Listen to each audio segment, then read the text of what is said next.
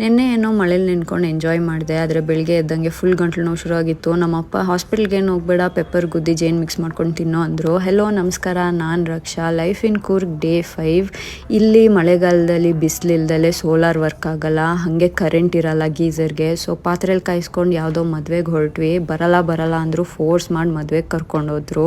ಆದರೆ ಅಲ್ಲಿ ಹೋದ್ಮೇಲಂತೂ ಊಟ ಸೂಪರ್ ಆಗಿತ್ತು. ಎಸ್ಪೆಷಲಿ ಈ ಸ್ವೀಟು ಬಾದಾಮ್ ಹಲ್ವಾ ಅನಿಸುತ್ತೆ.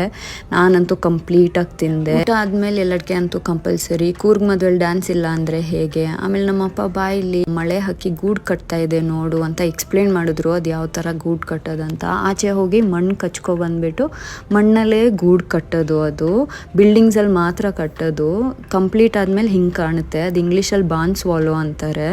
ಆಮೇಲೆ ತಾಲೂಕು ಆಫೀಸ್ಗೆ ಹೋದ್ವಿ ಯಾವುದೋ ಡಾಕ್ಯುಮೆಂಟ್ ಕಲೆಕ್ಟ್ ಮಾಡೋಕ್ಕೆ. ಆಮೇಲೆ ಮನೆ ಕಡೆ ಹೊರಟ್ವಿ. ಇವತ್ತಿಗಿಷ್ಟೇ, ನಾಳೆ ಸಿಗೋಣ, ಬಾಯ್.